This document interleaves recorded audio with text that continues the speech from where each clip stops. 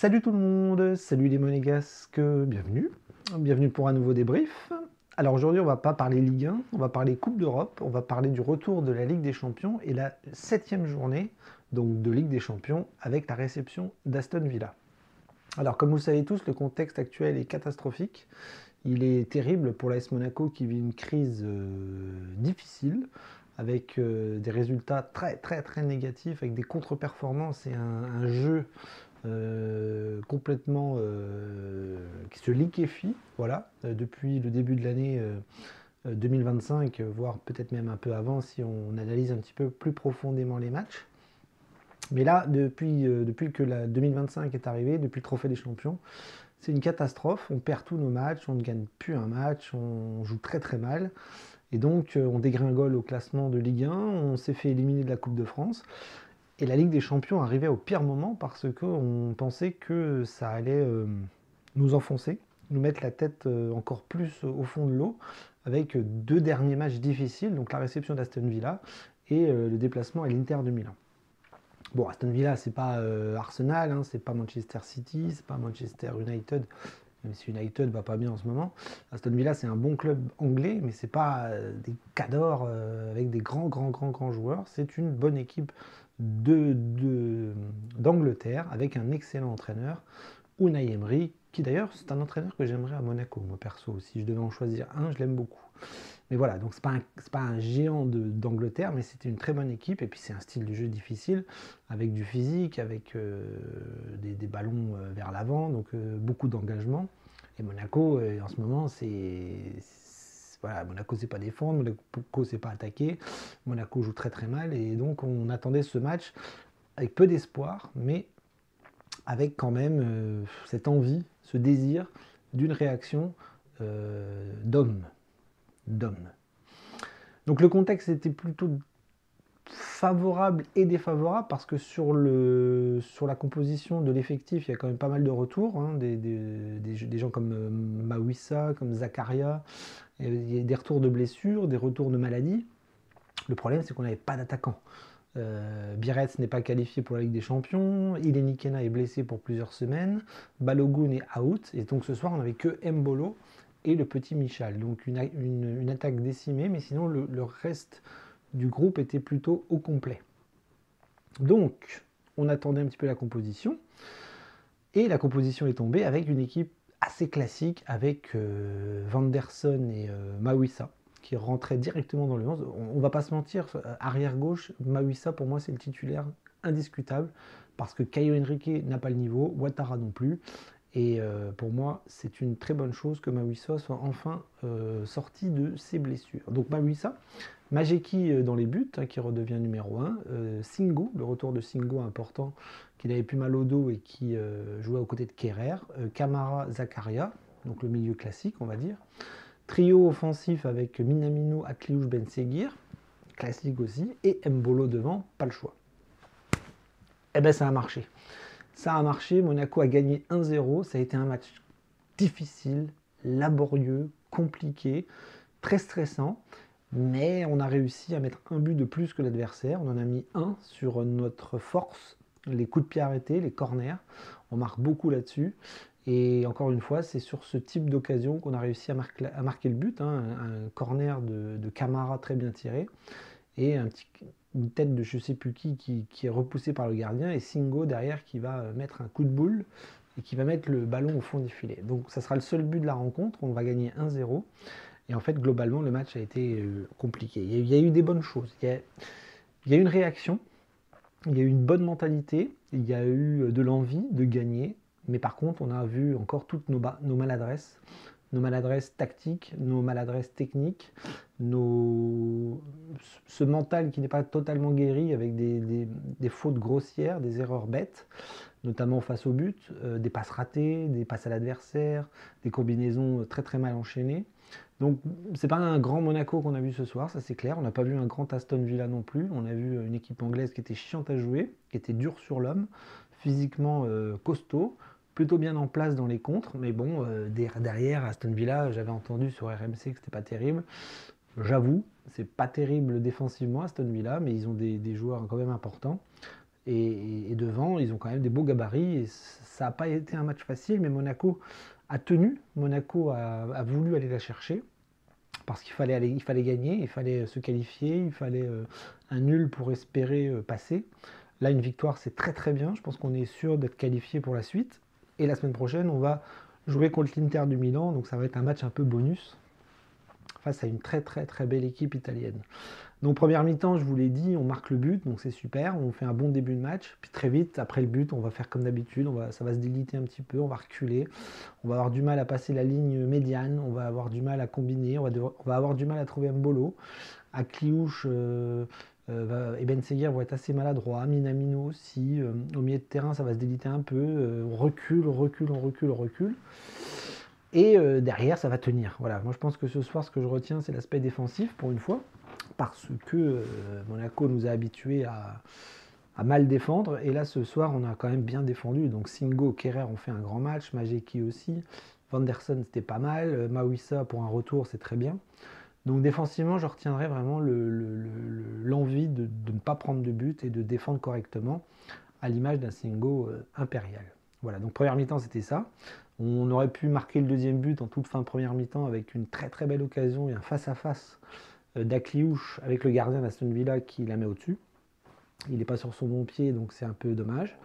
Puis en deuxième mi-temps, c'est pareil, on va avoir des occasions avec les remplaçants qui vont rentrer, qui vont bien se démener, des bonnes rentrées de Magassa, Golovin un peu moyen, Michal, très très bonne rentrée aussi. Ça c'est le gros point positif de cette année 2025, c'est le petit Michal qui commence à prendre du temps de jeu et qui fait plaisir. Belle mentalité, belle vitesse, bonne technique, des appels importants. Non, il a quelque chose ce petit. Ne pas le griller, ne pas le mettre titulaire trop souvent, ni lui donner des bouts de match, et je pense que ça va le faire avec ce petit-là. Donc voilà, une belle mentalité en deuxième mi-temps, on vendange un petit peu des offensives.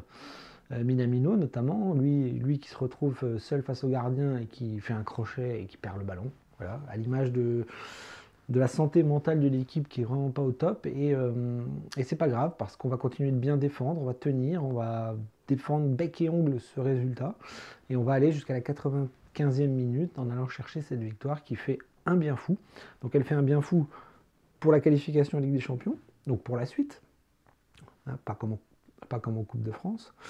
Elle fait un bien fou pour le mental, parce que gagner après tous ces échecs en Ligue 1 et en Coupe de France, voire au Trophée des Champions, ça fait du bien de retrouver de la joie, de la bonne humeur et des victoires.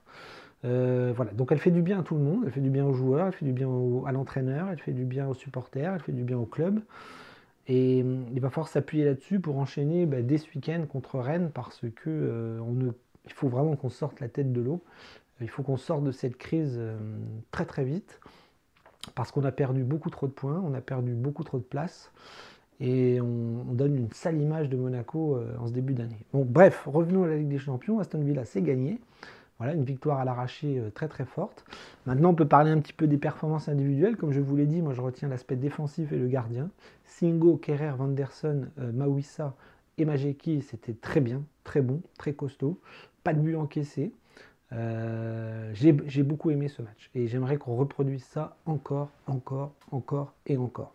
Maintenant, si on remonte sur le terrain, Camara, Zakaria, je les ai trouvés un peu en difficulté.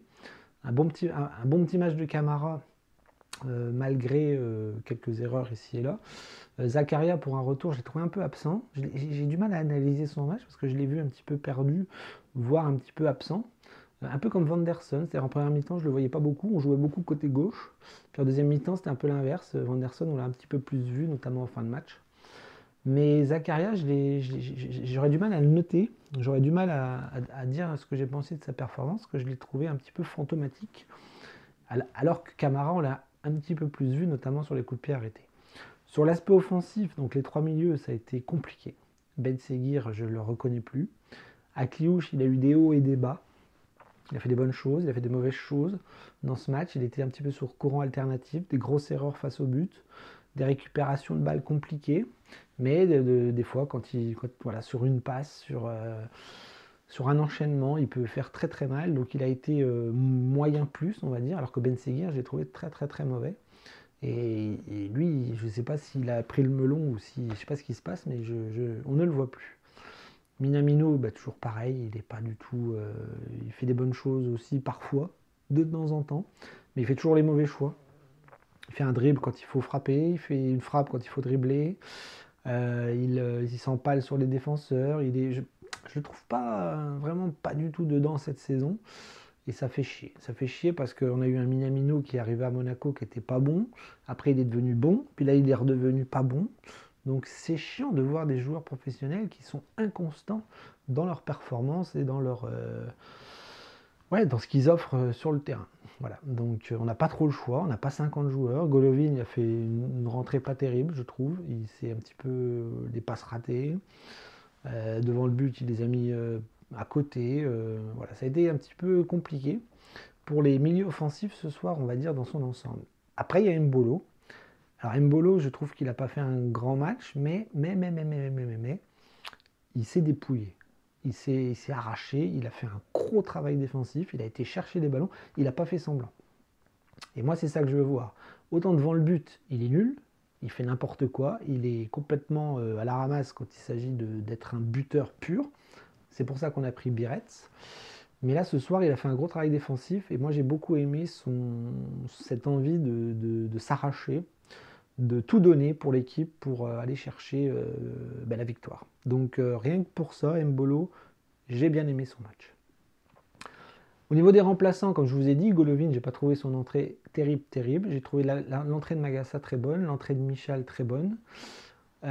Thésée est rentré aussi, au milieu de terrain. Alors là, on peut parler un petit peu mercato, parce qu'on s'aperçoit que le mercato, il est en train encore de tourner au vinaigre, parce que visiblement, le club ne veut pas acheter de joueurs. On a l'impression que ça les fait chier d'acheter des joueurs. On a pris Biretz parce qu'on n'avait pas le choix, parce que Balogun est blessé et il ne sera pas là avant la saison prochaine. Mais là, on cherche un milieu de terrain. Matazo est en partance pour Hull City. Visiblement, c'est fait, c'est signé, c'est bon, il n'est plus là. Et donc, on se retrouve encore avec un milieu de terrain en moins que cet été. Donc cet été, on voulait déjà un remplaçant à Zakaria. Et là, on va se retrouver encore avec un milieu de terrain en moins. Alors certes, Koulibaly et le petit Diop sont de retour. Mais moi, je ne compte pas sur eux. Physiquement, je ne compte pas sur eux. Techniquement, je ne compte pas sur eux. C'est des jeunes. Ils n'ont pas le niveau pour jouer des matchs de Ligue des Champions ou des hauts matchs de Ligue 1 actuellement. Donc là, on va se retrouver avec Camara, Zakaria, Thésée. Donc Magassa, Zakaria, Camara, Thésée. Non, il faut prendre un milieu de terrain. Alors je sais que c'est difficile, c'est le mercato d'hiver, je sais qu'il ne faut pas surpayer, je sais qu'il ne faut pas faire n'importe quoi, qu'il ne faut pas mettre le club dans le rouge, mais à un moment donné, le directeur sportif doit prendre un milieu de terrain, c'est obligatoire. Surtout si la Ligue des Champions continue, il nous faut un milieu d'expérience. Il nous faut un milieu d'expérience, pas un jeune. Pas un jeune. Et ça, je sais que c'est dur à trouver, il y a eu des noms, il y a eu des pistes, il y a eu... là, il n'y a plus rien. Donc on a lu Adi Hutter dans une interview qui a dit que le mercato, ils avaient besoin de personne, surtout pas derrière. Donc je peux comprendre que défensivement on prenne personne, ça je peux comprendre. Bon, il n'y a pas de souci. Mais au milieu de terrain, dites-moi qu'on cherche, dites-moi qu'on va trouver. Parce qu'un milieu de terrain en plus, c'est vraiment la priorité des priorités. Ça l'était cet été, ça l'est encore plus cet hiver parce que Matazo est parti. Maintenant, est-ce que Koulibaly et Diop peuvent être présent et meilleur que Matazo? J'ai un doute. J'ai vraiment un gros doute. Donc je ne sais pas, j'ai peur que le mercato soit déjà terminé, j'ai peur que Skoro ne fasse pas l'effort de prendre quelqu'un. Et si c'est pas le cas, tant pis, on a l'habitude, hein, mais ça ferait chier. Ça ferait vraiment chier parce que je trouverais encore une fois l'effectif et le milieu de terrain très très très bancal. Bref, on va pas parler mercato, hein, il reste quelques jours. Mais moi, ce que je retiens ce soir, voilà, c'est la réaction de l'équipe, la mentalité qui est enfin de retour. Maintenant, j'ai un peu peur sur le contenu, j'ai un peu peur sur les performances individuelles, j'ai un peu peur sur la performance collective que j'ai pas trouvée très très bonne. Parce qu'Aston Villa, c'est pas l'Inter Milan, c'est pas Arsenal, c'est pas City, c'est pas tout ça. Mais bon, on va prendre ce qu'il y a de positif en ce moment parce qu'on en chie assez là, depuis le début d'année. Donc voilà, félicitations à l'équipe, félicitations à l'AS Monaco qui a fait une très très belle opération ce soir. Et maintenant, on attend la suite samedi contre Rennes. On attend une belle réaction, une victoire. Et ça effacera un petit peu les grosses merdes qu'on a pondues depuis quelques semaines. Daguemonegou et à samedi les copains.